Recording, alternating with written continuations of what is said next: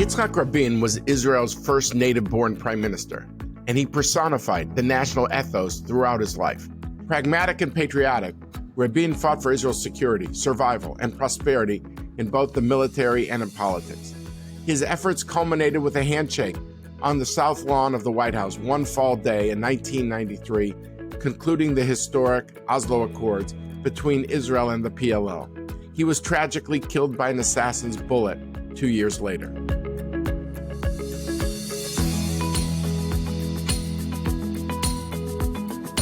Hello, and welcome to Decision Points.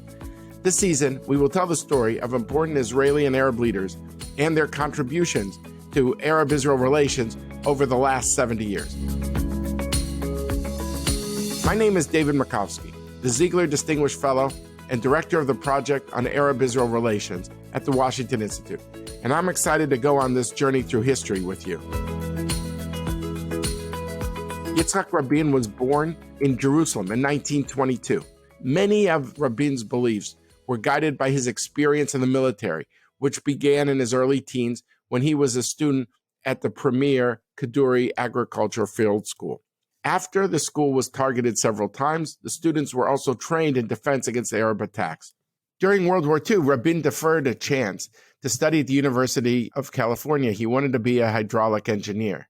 He came to the conclusion that if Israel was to survive, it needed professionalism at the top, leading him to devote his life to the military. He climbed the ranks of the military, and this would culminate in him becoming the chief of staff of the Israeli Defense Forces, known as the IDF, during the 1967 Six-Day War. After retiring from the IDF, Rabin began a 5-year term as Israel's ambassador to the United States, a transition from the military to the political realm. During his time in Washington, his appreciation for the role of the U.S. in Israel's security strengthened. While in the U.S., he grew close to National Security Advisor and subsequent Secretary of State Henry Kissinger. Rabin was elected to the Knesset in 1973 as a member of the Labor Party. Golda Meir resigned in early 1974 due to the public backlash against the Arab surprise attack on Yom Kippur in 1973. Rabin then beat Shimon Peres for party leadership and the premiership. And during his first year and a half in office, he signed both the Sinai I and Sinai II disengagement agreements with Egypt. Rabin resigned as prime minister in early 1977. This comes after a minor scandal involving the illegal foreign bank account his wife had opened while they lived in Washington. He continued to serve in the Knesset and returned to the government as defense minister from 1984 to 1990. During his time as defense minister, the West Bank and Gaza erupted in Palestinian violence known as the First Intifada, or the First Uprising. Trouble flared again throughout the occupied territories. The protesters appeared determined to harass the army at every point. Rabin's initial response was to initiate a harsh military crackdown against those taking part in the uprisings. Once he realized that the Palestinians would not abandon their goals when they were met with military force, Rabin's view evolved. He began using other means, including economic punishments and rewards, and political actions, saying, quote, "Any policy supported by only one leg will never bring about a solution," end quote. In Rabin's mind, Israel needed to be strong enough to deter Arab attacks. But he didn't see military power as a way to dominate others. Likewise, he saw the West Bank as a strategic tool that could one day be traded for peace. Rabin had long felt that if Israel continued to control territory with millions of Palestinians, it would endanger the Jewish and democratic character of the state. The First Intifada damaged the morale and image of his beloved military. It led him to be more vocal about finding a political solution to the conflict.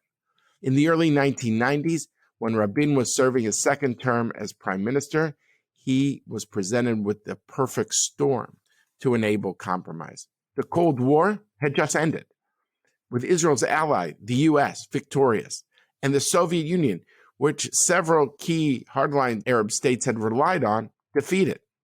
Additionally, the U.S. had just defeated Iraq in the first Gulf War. The PLO, on the other hand, was isolated by many in the Arab world precisely because it had backed Saddam Hussein, the leader of Iraq. Rabin agreed for much of 93 to hold secret talks with the Palestinian National Movement, led by the Palestine Liberation Organization, or the PLO. Its leader, Yasser Arafat, had been considered in Israel and beyond as an arch-terrorist. This was not an easy decision for Rabin. We have come to try and put an end to the hostilities so that our children, our children's children, will no longer experience the painful cost of war, violence, and terror. But on September 13th, 1993, Yitzhak Rabin and Yasser Arafat shook hands at the White House after signing the Oslo Accords. The Accords set out a path for Israeli and Palestinian separation and eventual Palestinian statehood in the West Bank and Gaza Strip. This diplomatic breakthrough was not without its risks, both to Israel and to Rabin personally. A spike in Hamas terror attacks, combined with rising protests against Oslo, singled out Rabin personally, and this took a very heavy toll. Rabin paid the ultimate price for peace, and he was killed by a right-wing Jewish extremist after a peace rally in Tel Aviv on November 4th, 1995. Here to talk about the evolution in Yitzhak Rabin's thinking as he journeyed from military leader to seize the moment for peace are two people who knew Rabin intimately, and they are Ambassadors Itamar Rabinovich and Dennis Ross. Itamar Rabinovich was Israel's ambassador to the United States, sent there by Yitzhak Rabin, and Rabin's chief negotiator with Syria from 1993 to 1996. He was a very close colleague of Rabin's, and he wrote the 2017 biography titled Yitzhak Rabin, Soldier, Leader, and Statesman. Dennis Ross is my colleague at the Washington Institute and the co-author with me of Be Strong and of Good Courage, How Israel's Most Important Leaders Shaped Its Destiny. He served in multiple U.S. administrations, including as Middle East envoy and chief negotiator in the H.W. Bush and Clinton administrations. We will be joined separately by Rabin's own son, Yuval, as well. So thank you both very much for being here. So if I could begin with you, Itamar, if you could talk about how the military shaped him and also his first experience after the military in Washington. Okay, very well. He participated in building the IDF to become the awesome military machine that it proved to be in the Six-Day War in 1967. And when the war ended and he ended his role as chief of staff, Prime Minister Eshkol asked him what he wanted to do next, and to everybody's surprise, he said, I want to be ambassador in Washington, because everyone who knew Rabin did not think that he had the natural qualities of a diplomat. He was blunt, impatient, and so forth. And of course, he could write his ticket, and he got the job. Now, the period in Washington, he was naturally bent towards the United States. In the policy debates in the Israeli national security establishment, he always wanted an American orientation as against Shimon Peres's European orientation. Rabin's father emigrated from Ukraine to America and came to Palestine from America, so he had a warm corner for America. And during his years in Washington, he felt in love, literally, with America and the American way of life, and came back confirmed in his conviction that Israel's security had to rest on a very close relationship with the United States. And Dennis, can you talk about how you feel Kissinger, how that relationship with Rabin evolved and how it impacted Rabin's thinking about U.S.-Israel relations and Israel's role in the Middle East? I don't know that somehow Kissinger fundamentally shaped Rabin's view of Israel's place in the region. I do think the relationship with Kissinger was significant. I think Rabin has a view of the role of deterrence of Israeli military power. What's interesting is after 1967, he's very clear in terms of seeing the territory as, in a sense, chips to be given away to get something in return, but not to be seen as an end in themselves. That's much less connected to Kissinger than I think it is to the way he reads the relationship between military power, what its role is, and what its limits are. He was often called a parshan in Hebrew, which means an analyst. And I'm just wondering if you felt this was something that was always consistent with him or something that evolved. Well, he did have a very sharp mind. Actually, the nickname he had was more complimentary than commentator. He was called the analytical mind, and he excelled in that. I want to remind Dennis, although I'm sure he remembers, March 1, 1993, a breakfast that Rabin had with the United States peace team in the hotel before he went to meet with the president. And it was a conversation of analysts. The American peace team was a very analytical group. Rabin had this analytical mind, and it was completely informal, completely open. I don't think there would have been too many heads of foreign governments who would have conducted such a conversation, a seminar in a way, with a group of American diplomats and policymakers. So, yes, he had a total recall, a very sharp mind. Rabin, I should say, is not so much this versus ideology, but this versus charisma. Rabin was not a charismatic leader. He did not have that effervescent, magnetic personality that Moshe Dayan or Menachem Begin had.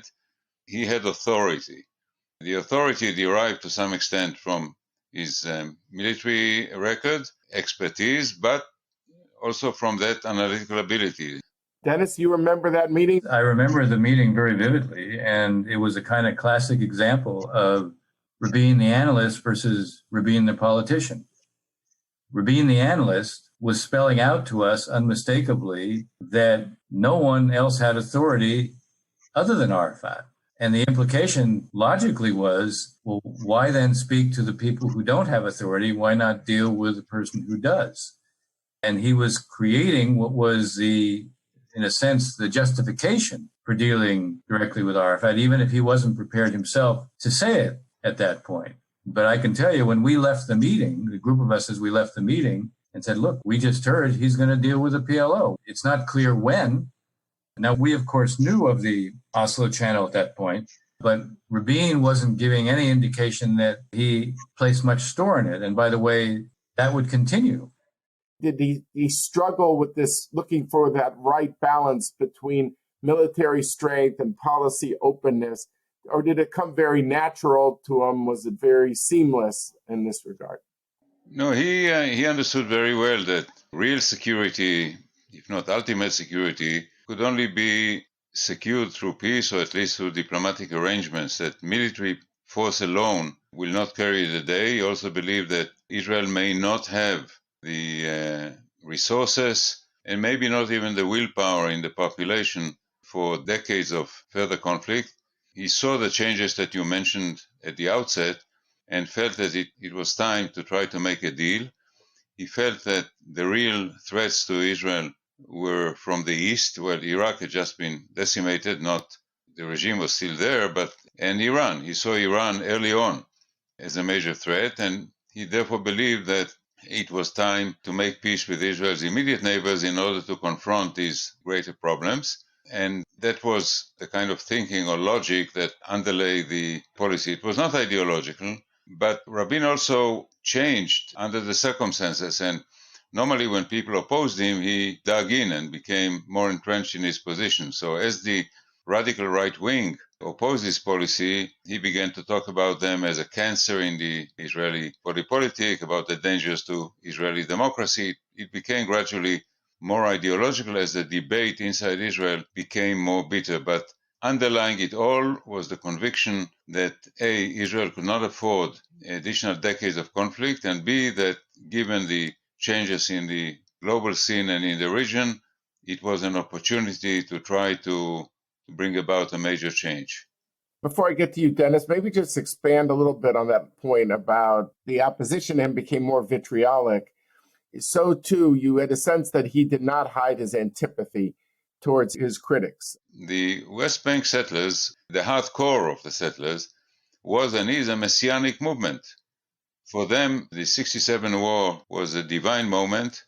So whatever he would have invested in dialogue or trying to keep open channels with them, I think would not have worked. I'm trying to get a sense of how you felt that Oslo changed Rabin's thinking about key players. He had this rivalry with Shimon Peres, who becomes his peace partner. So I'm trying to think of Rabin between 93 and 95.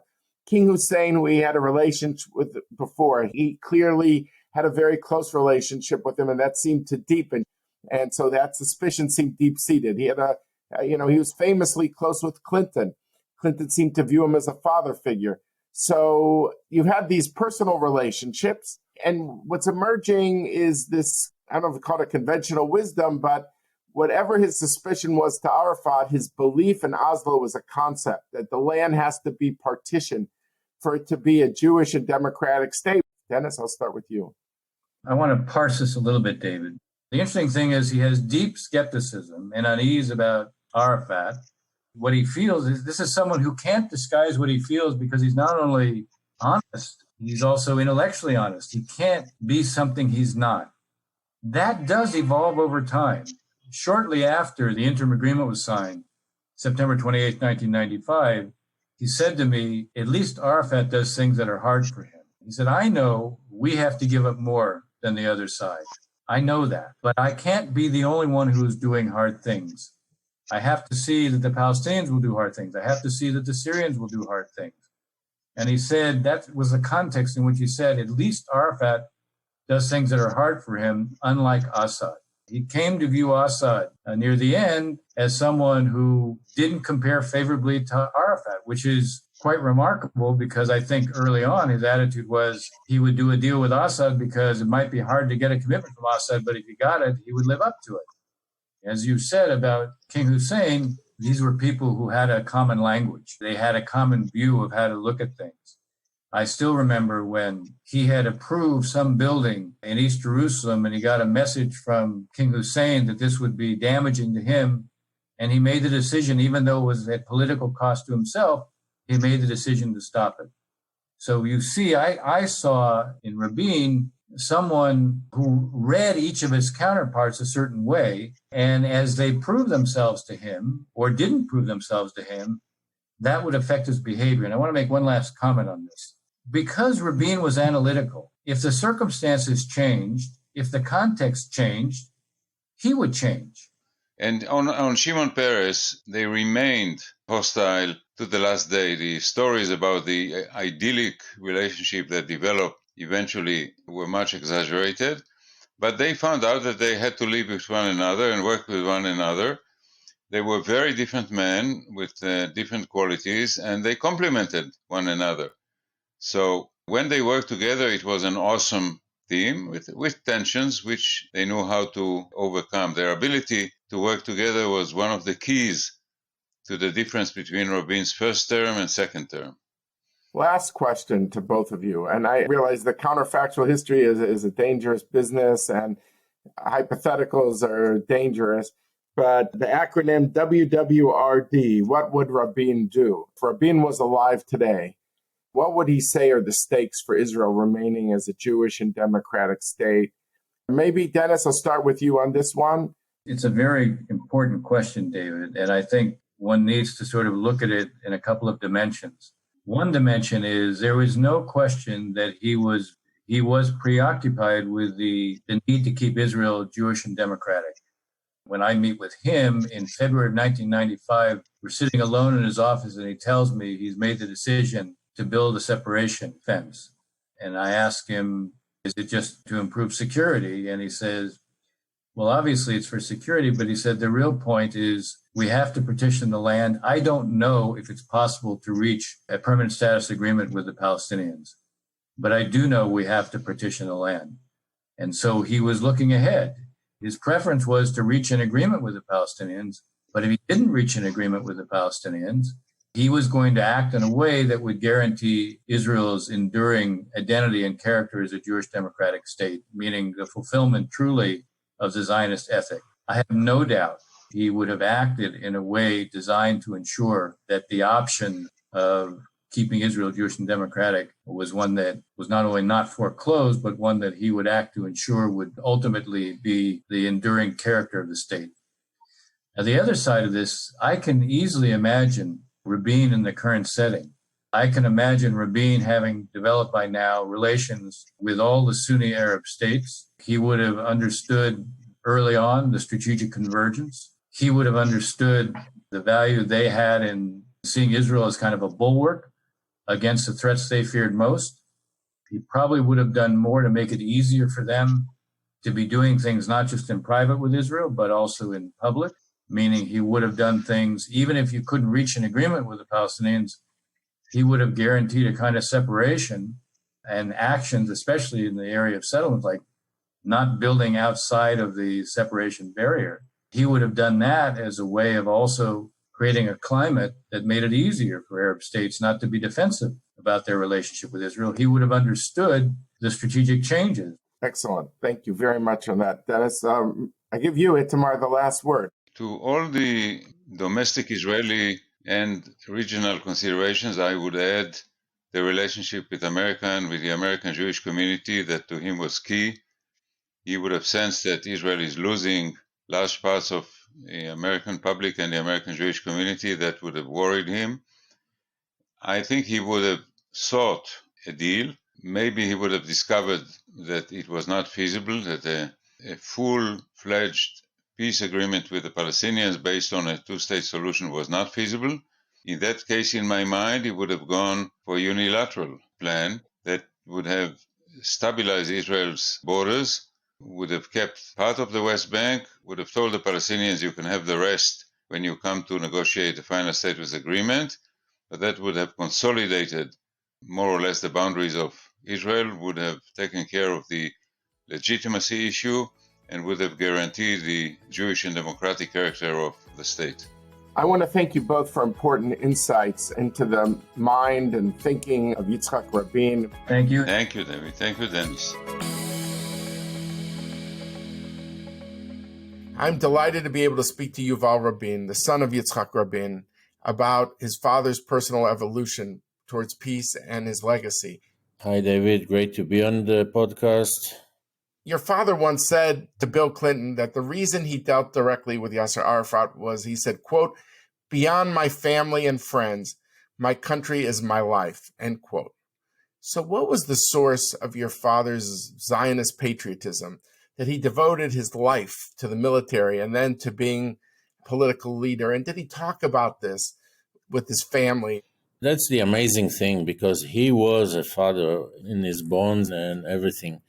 He was a Jewish father. He worried about us. He cared about us. He knew everything about us, even when he wasn't there physically to hear it firsthand or see it firsthand. I remember being stranded in Montreal in 93 or 4, I think, and I needed some help from my dad, Prime Minister of Israel, and you know how busy he was and how many things on his mind. I was staying with a friend, and he told me, "I will call you tomorrow at 7 a.m. And I stood by the phone at midnight, and the guy I was hosting me said, "Your dad is prime minister, he's not going to call at the exact minute." I said, "No, if he said he would call at 7 a.m. his time, you can set your watch."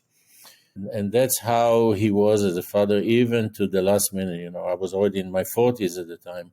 He was there for us all the time. From 1993 to 1995, there's a lot of theories about your dad that after Oslo was signed, he actually over time became even more committed. But his suspicion of Arafat also deepened, that both were happening at the same time between 93 and 95. Is that an accurate portrayal? My impression, and I think it's the best way to define it as an impression, was that the trust was being built. I think one of the turning points of the trust-building process was the Nachshon Waxman kidnapping. And that, I think we know for a fact, that Israel suspected that Nachshon was being held in the PA territory, and Arafat was very adamant in saying, "No, he is being held in your territory." And we all know, and the end result was that the kidnapped soldier, Nachshon Waxman, was being held in Israeli-controlled territory. He was never smuggled out of that region. My impression is that point of time, I think, helped create more trust. I'm sure there were other ups and downs along the way, but Do you think he could have handled the settler movement any differently? Or do you think, look, they were set against him, there's nothing he could have done to change their views towards him? let's look at the facts. Could he have handled things differently? I'm sure there were moments here and there, some things that could have been said differently, more mildly. But really, what's important are the facts. The settlers' movement had an open door. No matter how harsh they were, no matter how venomous those statements were, they had an open door when they came to him with either security issues, humanitarian issues. So politeness was not his main concern. He was about doing things. He was about doing the right thing. And he did the right things. And I think those are the things that, when you're mentioning leadership, these are the things that make a leader. You're a leader of everyone, or you're a leader of your constituents. As far as teaching us leadership, I think it was more about personal responsibility. It was never the big things. It was, first of all, check yourself. These are the things that we, Dalia and I, and grandchildren were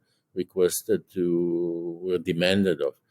Before you criticize others, before you pass judgment, you had to have your own ground to stand on so that you can challenge others, not just because you're the son of a prime minister, chief of staff, or a minister of defense or ambassador. I had to stand on my own ground to speak. Very different than from what we're seeing today.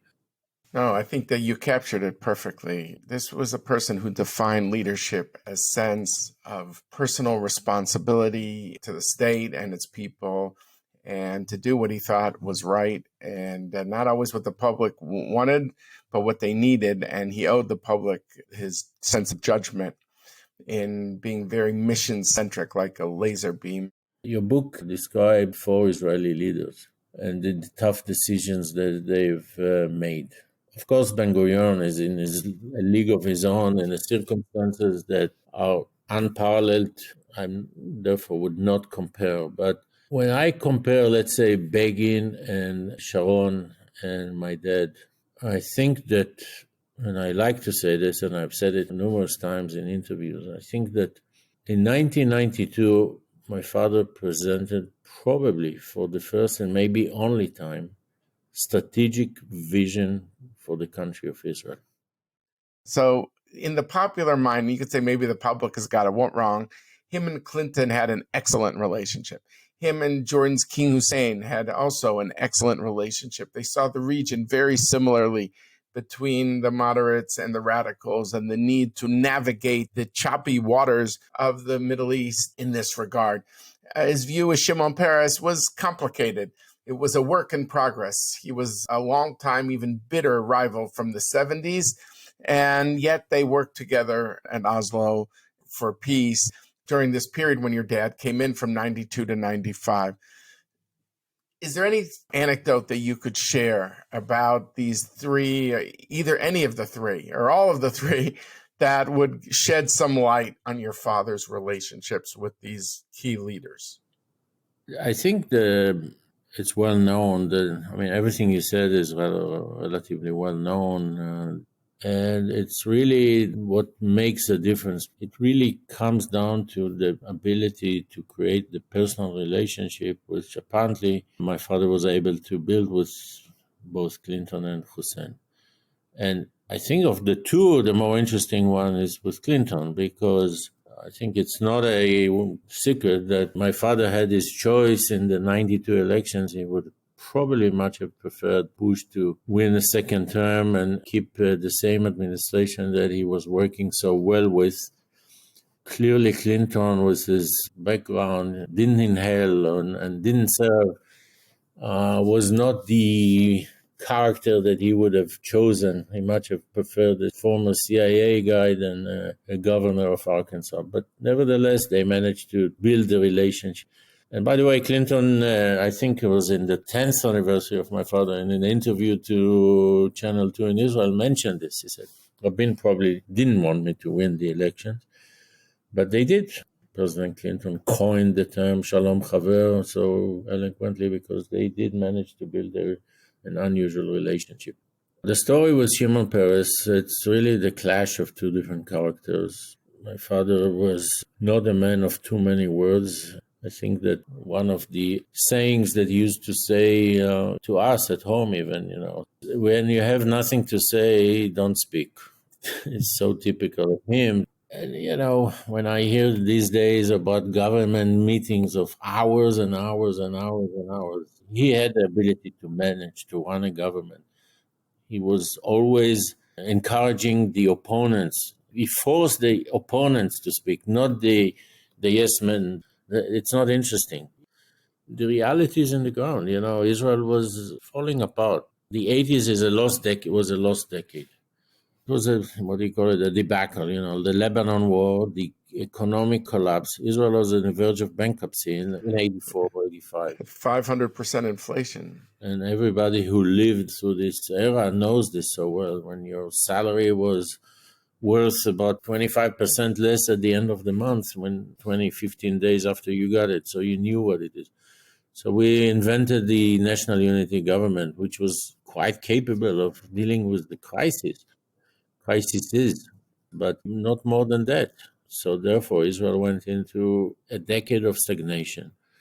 Roads were not built, schools were not built, the hospital system, the education system ridden with strikes. And that he came to change. He came to create a new deal, a new social reality. And the famous statement that security is not just tanks, fighters, and gunboats or missile boats. It's about the school, it's about your health, it's about the neighborhood, and about the street you live in. And he showed that in 3 years you can make a huge difference. So Yuval, I really want to thank you so much. I mean, this is really important. This perspective of your father's is obviously unique that no one else is going to have. Thank you, David. We have just heard from 3 people who were close to Yitzhak Rabin, including his own son, Yuval.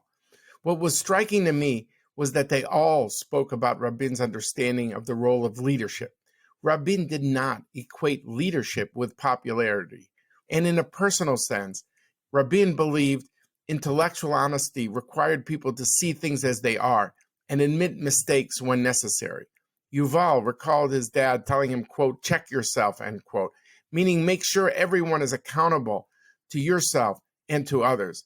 This means a commitment to overarching principles. Taken together, Rabin equated leadership with having the courage of conviction. Tragically, he paid the ultimate price. However, he set Israel on a course where for the first time, the Zionist and Palestinian national movements came to deal with each other. For all the problems, they were now dealing with each other face to face. It was fitting for Rabin, who believed you need to face reality forthrightly. This was classic Rabin. Look squarely at the truth. He sought to strengthen the country he loved so much. Please go to your favorite podcast app and subscribe, rate, and review Decision Points. And please tell your friends. I've also recently published a book co-authored with Ambassador Dennis Ross on 4 key Israeli leaders called Be Strong and of Good Courage, How Israel's Most Important Leaders Shaped Its Destiny. I want to thank all of those who made this podcast possible. Our coordinator, Basha Rosenbaum, a researcher, Scott Boxer, Jeff Rubin, Scott Rogers, and Carolina Krauskopf of the Washington Institute, Richard Myron and Anouk Millett of Earshot Strategies, and Paul Woody Woodhull of District Productive. Thank you all.